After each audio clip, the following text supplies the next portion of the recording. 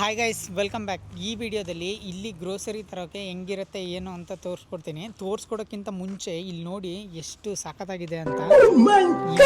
ನಮ್ಮ ಕಡೆ ಏನಾದರೂ ಸಮ್ಮರಲ್ಲಿ ಎಲ್ಲ ಗಿಡಗಳು ಮರಗಿಡಗಳು ಒಣಗೋಗಿ ಇದಾಗ್ತಾ ಇರುತ್ತೆ. ಬಟ್ ಇಲ್ಲಿ ಮರಗಿಡಗಳು ಇಲ್ಲಿ ಇವಾಗ ಚಿಗುರ್ತಾ ಇರುತ್ತೆ.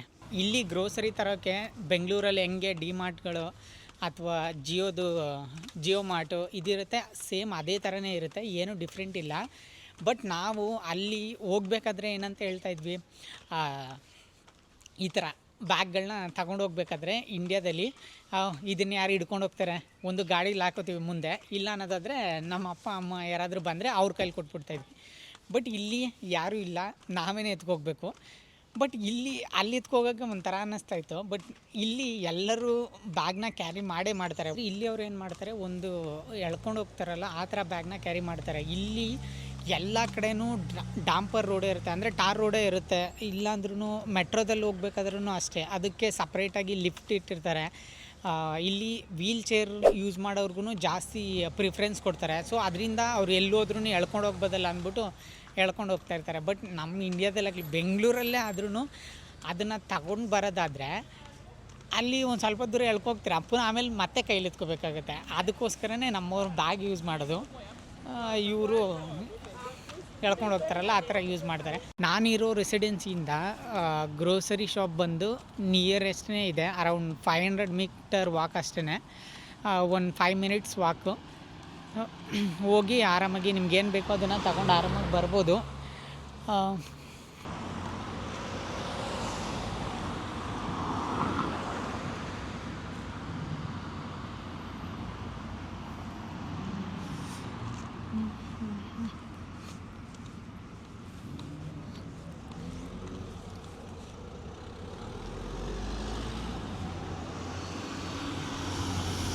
ನಾರ್ಮಲ್ಲು ನೀವು ಯಾವಾಗಾದರೂ ರೋಡನ್ನ ಕ್ರಾಸ್ ಮಾಡಬೇಕು ಅನ್ನೋದಾದರೆ ಇಲ್ಲಿ ಬಟನ್ ಇರುತ್ತೆ, ಇದನ್ನು ಪ್ರೆಸ್ ಮಾಡಿದ್ರೆ ನೀವು ಅದು ಗ್ರೀನ್ ಲೈಟ್ ಬರೋವರೆಗೂ ವೆಯ್ಟ್ ಮಾಡ್ತಾರೆ. ಸದ್ಯಕ್ಕೆ ಇಲ್ಲಿ ಯಾರು ಇಲ್ಲದೇ ಇರೋ ಕಾರಣಕ್ಕೆ ನಾನು ಆರಾಮಾಗಿ ರೋಡ್ ಕ್ರಾಸ್ ಮಾಡ್ಬೋದು.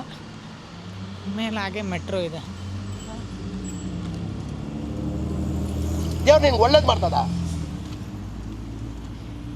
ಡಿಸ್ಅಡ್ವಾಂಟೇಜ್ ಏನು ಅಂತ ಅನ್ನೋದಾದರೆ ಇಲ್ಲಿ ಸೈಕಲಿಂಗ್ ಮಾಡೋರು ತುಂಬ ಫಾಸ್ಟಾಗಿ ಹೋಗ್ತಾ ಇರ್ತಾರೆ.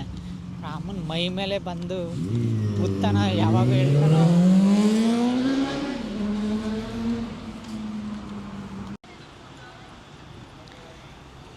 ನೀವೇನು ಅಲ್ಲಿ ನೋಡ್ತಾ ಇದ್ದೀರಾ ಅದು ಕಾರ್ಫೋರ್ ಮಾರ್ಕೆಟ್ ಅಂತ. ಇಲ್ಲಿ ನಿಮಗೆ ಕಾರ್ಫೋರು, ಲಿಡಲ್ಲು, ಆಶಾನು ಈ ಥರ ಡಿಫ್ರೆಂಟ್ ಟೈಪ್ ಇರುತ್ತೆ. ಇದರಲ್ಲಿ ಬಂದು ಕಾರ್ಫೋರ್ ಸಿಟಿ ಅಂತಲೂ ಇದೆ, ಕಾರ್ಫೋರ್ ಮಾರ್ಕೆಟ್, ಕಾರ್ಫೋರ್ ಎಕ್ಸ್ಪ್ರೆಸ್ ಅಂತಲೂ ಇದೆ. ಎಕ್ಸ್ಪ್ರೆಸ್ ಬಂದು ತುಂಬ ಕಾಸ್ಟ್ಲಿ ಇರುತ್ತೆ, ಇದು ಬಂದು ಕಂಪ್ಯಾರಿಟಿವ್ಲಿ ಚೀಪು. ಅದಕ್ಕೋಸ್ಕರ ಇಲ್ಲೇ ಬಂದು ಗ್ರೋಸರಿ ಏನಾದ್ರು ತೊಗೋಬೇಕು ಅನ್ನೋದಾದರೆ ಇಲ್ಲಿಗೆ ಬರ್ತೀನಿ. ಲಿಡಲ್ ಅಂತ ಇದೆ, ಅದು ಇನ್ನೂ ಒಂದು ಸ್ವಲ್ಪ ಚೀಪ್ ಇರುತ್ತೆ. ಆಲ್ಡಿನೂ ಕೂಡ ಇನ್ನೊಂದು ಸ್ವಲ್ಪ ಚೀಪ್ ಇರುತ್ತೆ. ಬಟ್ ಇದು ನಮಗೆ ನಿಯರೆಸ್ಟ್ ಆಗಿರೋದ್ರಿಂದ ಇಲ್ಲಿಗೆ ಬರ್ತೀನಿ.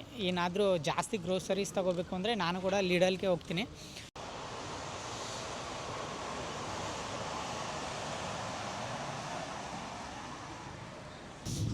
ಸೊ ಎಂಟ್ರೆನ್ಸಲ್ಲಿ ನಿಮಗೆ ಫ್ಲವರ್ಸ್ ಇದೆ, ಅದು ಬಿಟ್ಟರೆ ಈ ಕಡೆ ಪಿಜ್ಜಾ, ಬ್ರೆಡ್ಸು. ಆಲ್ಮೋಸ್ಟ್ ಇವರು ಫ್ರೆಂಚ್ ಪೀಪಲ್ಲು ಬ್ರೆಡ್ಡೇ ಜಾಸ್ತಿ ತಿನ್ನೋದ್ರಿಂದ ಬ್ರೆಡ್ಡು, ಸ್ವೀಟ್ಸು. ಅದು ಬಿಟ್ಟರೆ ಮುಂದೆ ನಿಮಗೆ ಬಂದ ತಕ್ಷಣವೇ ವೆಜಿಟೇಬಲ್ಸ್ ಸಿಗುತ್ತೆ. ಇಲ್ಲಿ ನಿಮಗೆ ಪ್ರೈಸಸ್ ಹಾಕಿರ್ತಾರೆ, ಇಲ್ಲಿ ಕೆಳಗಡೆ ವೆಜಿಟೇಬಲ್ಸ್ ಇರುತ್ತೆ. ನಿಮಗೆ ಯಾವ್ದು ಬೇಕೋ ಅದನ್ನು ತಗೊಂಡು ಸಪ್ರೇಟಾಗಿ ಅಲ್ಲಿ ಕವರ್ ಏನಿದೆ ಆ ಕವರ್ಗೆ ಹಾಕ್ಕೊಂಡು ವೆಯ್ ಮಾಡಿ ನೀವೇ ಟ್ಯಾಗ್ ಹಾಕ್ಕೊಬೇಕು.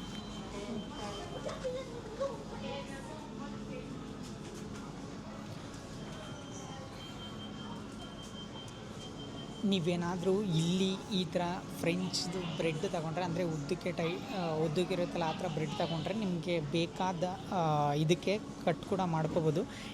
ಇಲ್ಲೇನು ನೋಡ್ತಾ ಇದ್ದೀರಲ್ಲ ಇದು ಬ್ರೆಡ್ ಕಟ್ಟಿಂಗ್ ಮೆಷಿನು. ಕಟ್ ಮಾಡೋಕ್ಕೇ ಸಪ್ರೇಟಾಗಿ ಮಷಿನ್ ಇಟ್ಟಿದ್ದಾರೆ. ಮತ್ತು ಫ್ರೆಶ್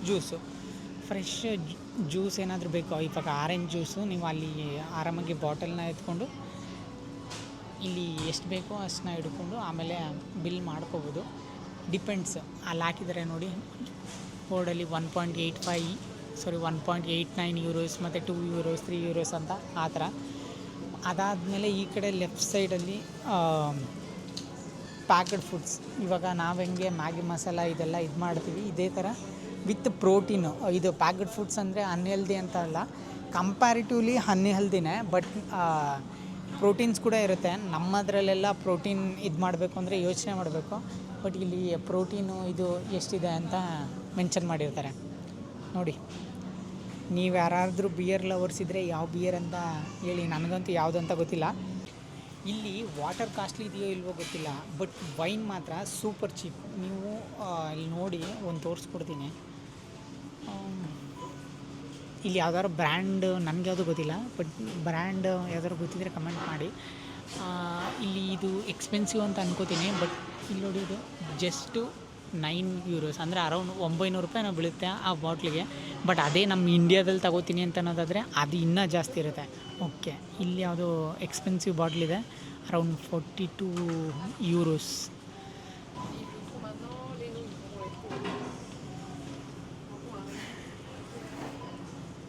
ಆಲ್ಮೋಸ್ಟ್ ಎಲ್ಲ 900,000. ಇಲ್ಲಿ ನೋಡಿ ನಿಮಗೆ ಜಸ್ಟು €2ಗೂ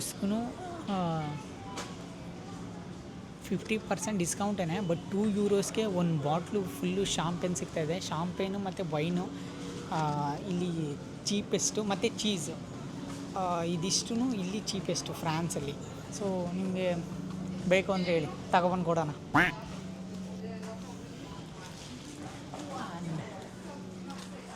ನೆಕ್ಸ್ಟ್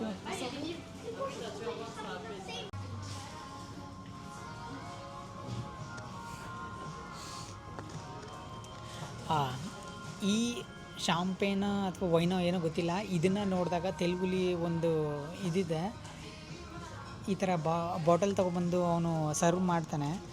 ಅದು ಇಲ್ಲಿ ಆಲ್ಮೋಸ್ಟ್ €31 ಇದೆ. ಅದು ಆ ತೆಲುಗು ಕಾಮಿಡಿ ಮೂವಿ ಅಂತ ಅನಿಸುತ್ತೆ, ನೋಡಿದ್ದೀನಿ. ಆ ಮೂವಿಲಿ ಏನು ಮಾಡ್ತಾನೆ ಅಂತಂದರೆ, ಅದು ತೊಗೊಬಂದು ಸರ್ವ್ ಮಾಡಿಬಿಟ್ಟು ಹೇಳ್ತಾನೆ ಅದು ಚೈನೀಸ್ ಅವ್ರದ್ದು ಸುಸು ಅನ್ನೋ ಥರ. ಸೊ ಅದೇನೋ ಏನೋ ಅನ್ನೋದು ಗೊತ್ತಿಲ್ಲ, ಬಟ್ ಅದು ನೋಡಿದ್ದೀನಿ ಆ ಬಾಟಲು. ಸೊ ಅದು ಬಿಟ್ಟರೆ ಇನ್ಯಾವುದು ನನಗೆ ಗೊತ್ತಿರೋ ಅಂಥ ಬಾಟಲ್ಸ್ ಇಲ್ಲಿ ಯಾವುದಿಲ್ಲ. ಬಟ್ ನೀವು ಯಾರಾದರೂ ಡ್ರಿಂಕರ್ಸ್ ಇದ್ದರೆ ಇಲ್ಲಿ ಹೇಳಿ ಯಾವ ಬ್ರ್ಯಾಂಡ್ ಅಂತ.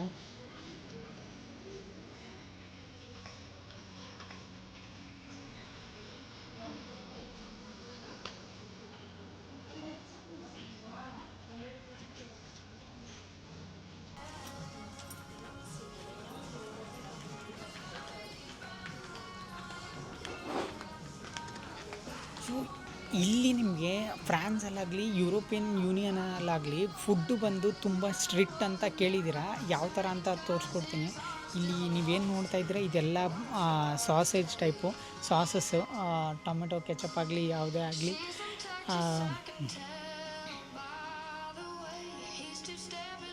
ಮತ್ತು ಇದು ಬೀನ್ಸ್ ಆಗಲಿ, ಇದೆಲ್ಲ ನೀವೇನು ನೋಡ್ತಿದ್ದೀರಾ, ಇವಾಗ ನಮ್ಮ ಸೈಡ್ ಹೆಂಗೆ ಬೀನ್ಸ್ನ ಇದು ಮಾಡ್ತಾರೆ, ಇದನ್ನು ಸ್ಟೋರ್ ಮಾಡಿ ಇವರು ಉಪ್ಪು ಖಾರ ಹಾಕಿ ಚೆನ್ನಾಗಿ ಸ್ಟೋರ್ ಮಾಡಿ ಚೆನ್ನಾಗಿ ತಿಂತಾರೆ, ಅದು ಅವ್ರಿಗಿಷ್ಟ. ಬಟ್ ಇಲ್ಲಿ ಯುರೋಪಿಯನ್ ಯೂನಿಯನ್ನಲ್ಲಿ ಯಾವುದಕ್ಕೆ ಸ್ಟ್ರಿಕ್ಟ್ ಅಂತ ಅನ್ನೋದಾದರೆ, ಇದು ನ್ಯೂಟ್ರಿಷನ್ ಸ್ಕೋರ್ ಅಂತ. ಇದು ಎ ಅಂದರೆ ಫುಲ್ಲು ನ್ಯೂಟ್ರಿಷನ್ ಆಗಿರುತ್ತೆ, ಬಿ ಅಂದರೆ ಸ್ವಲ್ಪ ಅದಕ್ಕಿಂತ ಕಡಿಮೆ, ಸಿ ಅಂದರೆ ಕಡಿಮೆ, ಡಿ ಅಂದರೆ ಅನ್ಹೆಲ್ದಿ, ಇ ಅಂದರೆ ಕೂಡ ಅನ್ಹೆಲ್ದಿ. ಈ ಥರ ಆ ಹೆಲ್ತ್ ನ್ಯೂಟ್ರಿಷನ್ ಸ್ಕೋರ್ ಯಾವ ಥರ ಇರುತ್ತೆ ಅನ್ನೋದ್ರ ಮೇಲೆ ಅವರು ABC ಯಾವ ಅಂಡರಲ್ಲಿ ಬರುತ್ತೆ ಅನ್ನೋದ್ರ ಮೇಲೆ ಸ್ಕೋರ್ ಕೊಡ್ತಾರೆ. ಸೊ ಈ ಥರ ಟೈಪ್ ಇರುತ್ತೆ ಇಲ್ಲಿ.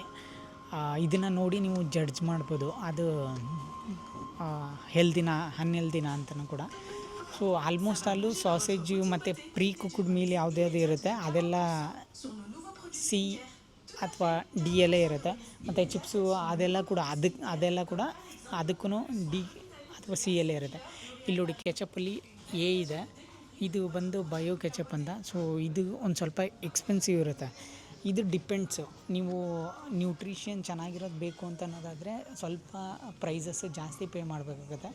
ಇಲ್ಲ ನಿಮಗೆ ಬಿ ಅಲ್ಲಿರೋದನ್ನು ತಗೋತೀನಿ ಅನ್ನೋದ್ರೆ ಆರಾಮಾಗಿ ತಿನ್ಬೋದು. ಕಂಪ್ಯಾರಿಟಿವ್ಲಿ ನಾವು ಏನು ಇಂಡಿಯಾದಲ್ಲಿ ತಿಂತೀವಿ ಅದಕ್ಕಿಂತ ನ್ಯೂಟ್ರಿಷನ್ ಆಗಿರುತ್ತೆ, ಮತ್ತು ಸ್ಕೋರ್ ಕೂಡ ಚೆನ್ನಾಗಿರುತ್ತೆ.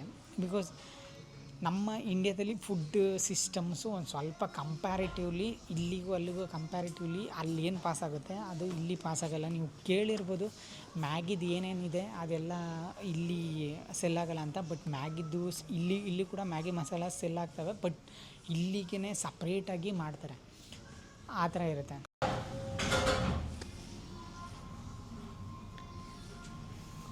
ಫಾಂಟಾ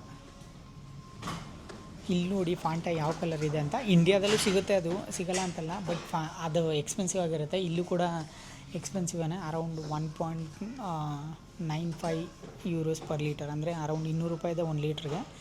ಬಟ್ ಇಲ್ಲಿ ಈ ಥರ ಜ್ಯೂಸಸ್ಗಳನ್ನ ಕುಡಿಬೋದು. ಬಟ್ ಇಲ್ಲೊಂದು ಫ್ರೂಟ್ ಜ್ಯೂಸ್ ಇದೆ ನೋಡಿ, ಈ ಥರ ಜ್ಯೂಸನ್ನ ನಾನು ಯಾವತ್ತೂ ಟ್ರೈ ಮಾಡಿಲ್ಲ, ಒಂದೇ ಒಂದು ಸಲನೇ ಟ್ರೈ ಮಾಡಿರೋದು.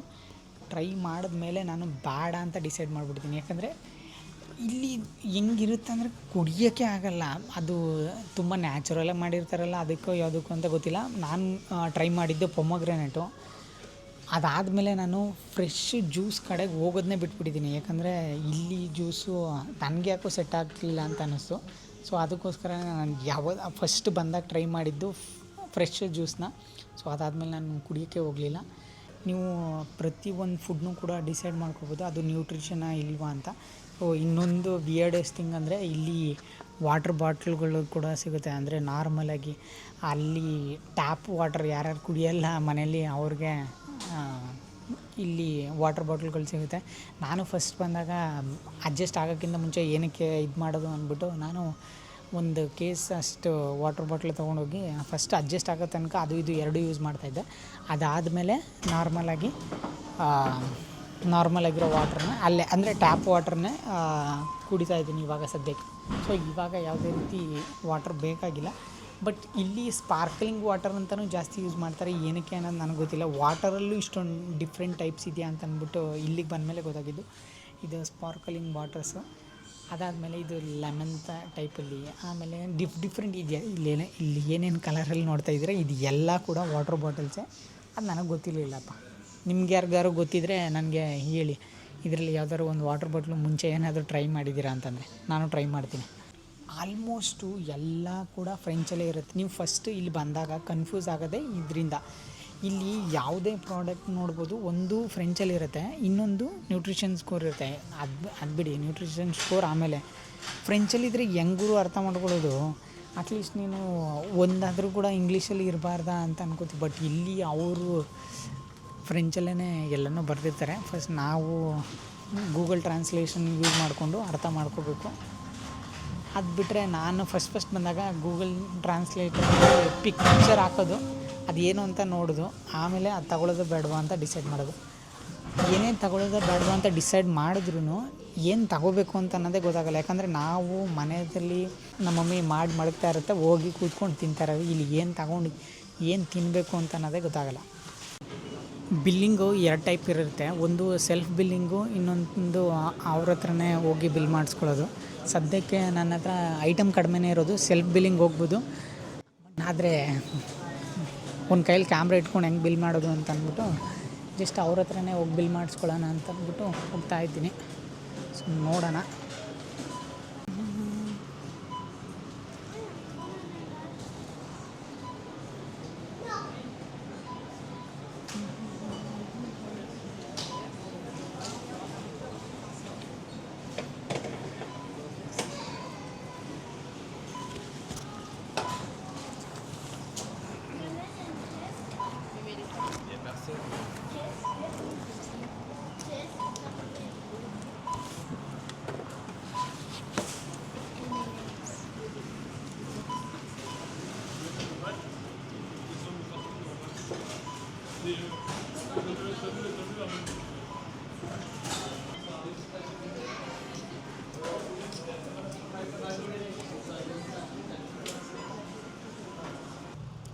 ನೋಡಿದ್ರಲ್ಲ, ಇದು ನಮ್ಮ ಇಂಡಿಯಾದಲ್ಲಿ ಡಿಮಾರ್ಟು ಜಿಯೋ ಮಾರ್ಟ್ ಯಾವ ಥರ ಇರುತ್ತೆ ಸೇಮು ಅದೇ ಥರನೇ ಇರುತ್ತೆ. ಬಟ್ ಏನು ಅನ್ನೋದಾದರೆ ಇಲ್ಲಿ ಪೂರ್ತಿ ಫ್ರೆಂಚಲ್ಲೇ ಇರುತ್ತೆ. ಮತ್ತು ಇನ್ನು ಪ್ಯಾಕೆಡ್ ಫುಡ್ಸು ಸಪ್ರೇಟಾಗಿ ಯಾವ ಥರ ತಗೋಬೇಕು ಏನು ಅನ್ನೋದ್ರ ಬಗ್ಗೆ ಐಡಿಯಾ ಇರೋಲ್ಲ. ಅದು ಬಿಟ್ಟರೆ ಇನ್ನೆಲ್ಲನೂ ಆರಾಮಾಗಿ ನೀವು ಪರ್ಚೇಸ್ ಮಾಡ್ಕೋಬೋದು. ಮತ್ತು ಬಿಲ್ಲಿಂಗಲ್ಲಿ ಫ್ರೆಂಚೇ ಮಾತಾಡ್ತಾ ಇರ್ತಾರೆ. ಸೊ ನೀವು ವಿಶ್ ಮಾಡೋದಾಗಲಿ ಅಥವಾ ಹೋಗೋದಾಗಲಿ ಅದನ್ನು ಫ್ರೆಂಚಲ್ಲೇ ಮಾಡಬೇಕಾಗುತ್ತೆ. ನಮ್ಮ ಕರ್ನಾಟಕದಲ್ಲೂ ಇದೇ ಥರ ಪ್ರಾಡಕ್ಟ್ ನೇಮ್ಗಳ ಮೇಲೆಲ್ಲ ಕನ್ನಡದಲ್ಲೇ ಬರೆದಿದ್ದೀರ. ಬಂದಿರೋರು ಹೊರಗಡೆಯಿಂದ ಬರೋರು ಕೂಡ ಕನ್ನಡ ಕಲಿಯೋರು, ಬಟ್ ಅದಾಗಲ್ಲ. ಯಾಕಂದರೆ ನಮ್ಮ ಕರ್ನಾಟಕದಲ್ಲಿ ಒಂದೇ ಎಲ್ಲನೂ ಕೂಡ ಪ್ರೊಡ್ಯೂಸ್ ಮಾಡಲ್ರು, ಅದಕ್ಕೋಸ್ಕರ ಅವರು ಕನ್ನಡದಲ್ಲಿ ಲೇಬಲ್ ಹಾಕಲ್ಲ. ಬಟ್ ಚಾನ್ಸಸ್ ಇದ್ದರೆ ಹಾಕ್ಬೋದು, ಯಾರಿಗೆ ಗೊತ್ತು.